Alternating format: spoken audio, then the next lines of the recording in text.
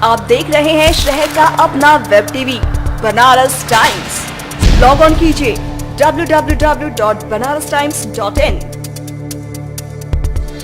और www.cngtimes.com।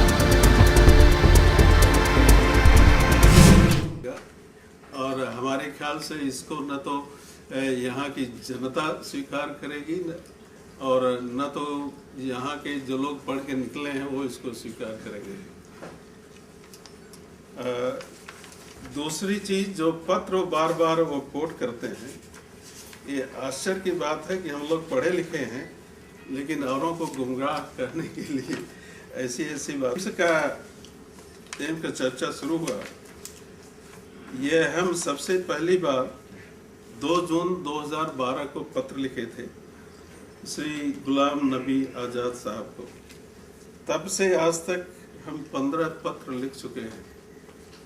अब पूरा आपको नहीं बताएंगे कितने की लिखे, और आज भी हम कहें कि क्या अचीव किया हमने, तो बोले केवल यही कि ये उनको इन प्रिंसिपल एक्सेप्टेबल है। इन प्रिंसिपल एक्सेप्टेबल से वहां तक जाने के लिए, और क्या एक्सेप्टेबल है, हमने मांगा था कि एम्स का दर्जा दिया जाए। दर्जा और नया एम्स बनाने में बहुत बड़ा अंतर होता है। दर्जा का मतलब हमको कि जितने भी रिकग्निशन एम्स के हैं उसको दे दीजिए, पैसा भी दे दीजिए और हम जैसे हैं वैसे बने रहें, इसको दर्जा बोलते हैं। इसके लिए उनको भी अपना एक्ट बदलना पड़ेगा। तो एक पत्र हमें मिला था ये प्लानिंग कमीशन से, to consider take over IMS BHU under the umbrella of Amendment Aims Act if BHU to let the medical college out its academic and administrative control to that of Ministry of Health and Family Welfare।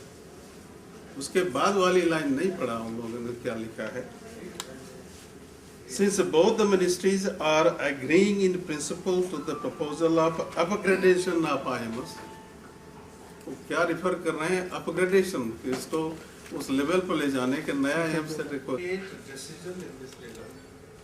Planning commission का कि वो इसको consider करेंगे कि नहीं करेंगे। Ministry of health का वो तो आप सभी लोगों को है,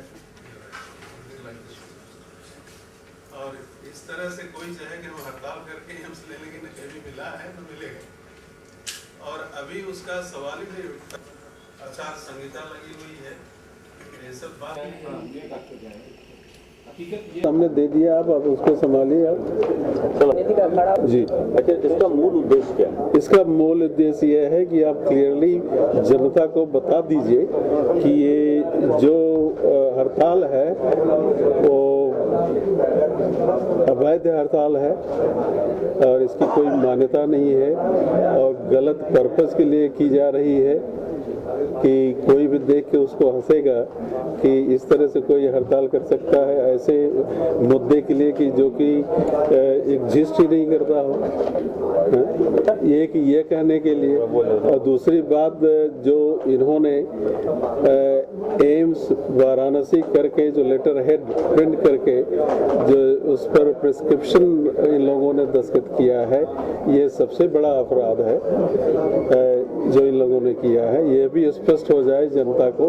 अभी सबको ये नहीं मालूम है, वही उन्हीं वो जो बोलते हैं वही सबको मालूम है। तो मैं सोचा कि सबको ये पता लग जाए कि एडमिनिस्ट्रेशन क्यों इस पर अड़ा हुआ है। और IMS हम लोगों ने 2 दिन पहले बंद कराया क्योंकि उसी की वजह से सब चल रहा था। उसका इफेक्ट है कि जितने भी सीनियर कंसल्टेंट वगैरह थे सब लोग अब आ गए हैं वापस, और हमारे जो रेजिडेंट डॉक्टर्स हैं करीब 64 के, वो भी वापस आ गए हैं, जो कि 51% है। आशा करता हूं कि कल तक और लोग वापस आ जाएंगे और धीरे धीरे अस्पताल अपना जिस तरह से पहले काम करता था उस तरह से काम करना शुरू कर देगा। जो लोग इस तरह की चीजें कर रहे हैं उनके खिलाफ शासन जनता विश्वविद्यालय प्रशासन कार्रवाई क्या करेगा आगे वाले दिनों में, और क्या है? कुछ लोगों के खिलाफ तो किया गया स्टेप, जैसे कि एक को सस्पेंड किया गया है, उसके लिए इंक्वायरी कमेटी बना दी गई है। और उनके खिलाफ सबूत हैं, अगर मिल जाएंगे पूरा तो उनको यहाँ से निकाल भी देंगे। सर किस तरह के अपराध किए गए, जैसे आपने बताया किस तरह के अपराध किए गए इन लोगों ने किया? इन लोगों ने अचानक इमरजेंसी और जितने भी आपके ओपीडी हैं सब में ताला बंद कर दिया, और जो मरीज थे अंदर उनको वेंटिलेटर जो लगाते हैं मुंह पे ना कि ऑक्सीजन दी जाती है, नहीं तो उनकी डेथ हो जाए, उसको खींच के हटाने की कोशिश की इन लोगों ने। जो उसको प्लास्टर चल रहा तो उसका प्लास्टर खींचने की कोशिश की, मॉनिटर वगैरह को तोड़ डाला।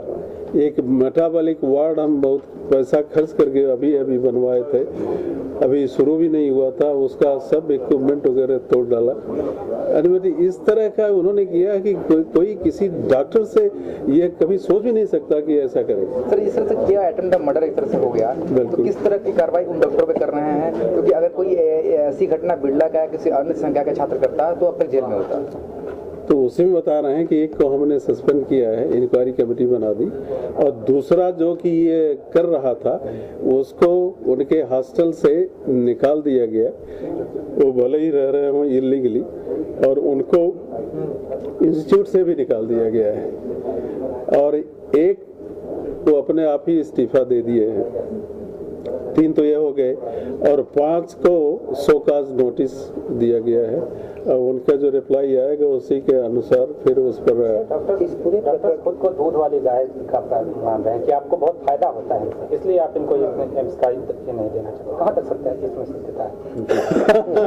इस तरह की बात तो समस्या बढ़ा देंगे। इस तरह का आरोप है कि बीएचयू से हम पैसा लेते हैं, इसलिए ये प्रशासन को, आप प्रशासन को नाम ही है ना। वो ये बोल रहे हैं कि कुलपति नहीं, अभिषेक चंद्रा ने सर जो वो 600 पन्ने के पेपर्स दिए हैं और क्राइम के एलिगेशन लगाए हैं करप्शन के, उस संबंध में क्या कहना है? उसमें से तो एक बड़ा सा पोर्शन है राम आश्रय सिंह करके, जिसको कि अब यूनिवर्सिटी से उनकी नौकरी खत्म कर दी गई है, यहाँ तक उनको पेंशन तक भी नहीं मिलेगी। टाइम लगा हमको, लेकिन ये हो गया। अभी एक कैंपस में रहते हैं, 1 महीने की नोटिस दे के निकालना, उनका पूरा पोथा है, उसमें कोई सत्य नहीं है। ये इसको प्रेसिडेंट के यहाँ भेजे हैं, प्राइम मिनिस्टर के यहाँ भेजे हैं, और हमारे SRD मिनिस्ट्री को भेजे हैं, चांसलर साहब के यहाँ भेजे हैं, हर जगह इन्होंने भेज दिया है वो बड़ा पोथा। और दूसरा ये जो चंद्रा, ये इनको इंटरव्यू के लिए नहीं बुलाया गया क्योंकि इनके पेपर्स नहीं हैं, क्वालिफाई भी नहीं किए थे उसके लिए, तो चले गए हाई कोर्ट। यहाँ तो कुछ अगर कोई जो चाहे वह ना हो तो हाई कोर्ट पहुँच जाता है सीधे से। इस कुछ सीनियर डॉक्टर से विभागाध्यक्ष थे जो ओपीडी पहले ओपीडी चल रही थी, उसमें भी जाके शुरुआती दिनों में बैठे हुए थे, और उसके बाद वो वापस फिर अस्पताल लौट गए। तो किस तरह का इस तरह कुछ समझ में नहीं आया? ये तो हमारी समझ में नहीं आ रहा है कि अगर उनको कुछ पूछना तो हमसे डायरेक्टली पूछ लेते कि आप एम्स क्यों नहीं बनने दे रहे हैं, एम्स क्यों नहीं बनेगा, क्यों स्टेटस चाहिए, तो मैं तो डायरेक्टर साहब से पूछ लें। वो शंकर सस्पेंडेड है, वो अभी भी है कैंपस में। अभिषेक चंद्रा अच्छा ये बताइए, वो अभी भी कैंपस में है। ये सवाल आप डीएम साहब से पूछिए, हमने तो दे दिया है, उसको क्यों नहीं हटा रहा? जिलाधिकारी की जिम्मेदारी है। अभी तो हमने हॉस्पिटल को दे दिया है डीएम को, डिस्ट्रिक्ट एडमिनिस्ट्रेशन को, और इनको ये हमसे ये प्रॉमिस किए थे कि मैं 5 मिनट में उसको हटा दूंगा। कहीं राजनीतिकरण तो नहीं हो रहा है इसका मामले का? विधायक आ रहे हैं, सांसद आ रहे हैं, हम लोग नहीं कर रहे हैं, वो कर रहे होंगे। प्रीमाइसेस में उनका आना क्या वैध है ऐसे कंडीशन में? किसी पॉलिटिशियन का रंग दिया जा रहा है अभी? नहीं, ऐसा अवैध तो नहीं है, क्योंकि लेक्चर देने तो नहीं आ रहे हैं। वो कोई भी पॉलिटिशियन आके किसी से मिल के जा सकता है, कोई लेक्चर देके तब हम उसको। सपने भी दिखा जा रहे हैं साथ साथ ना कि एम्स बनवा ही देंगे, ये गड़बड़ है ना। तो डॉक्टर लोग सोचते बनी जगह तो बढ़िया है, बना देंगे। एम्स आप कहते हैं एग्जिस्ट नहीं करता, और सर ने 2 दिन पहले प्रेस वार्ता में कहा कि हम एम्स की मांग नहीं, आप कंफ्यूज हो रहे हैं। एम्स का तरफ कार्रवाई कब तक पूरी हो सकती है इन लोगों पे जो लोग बैठे हैं?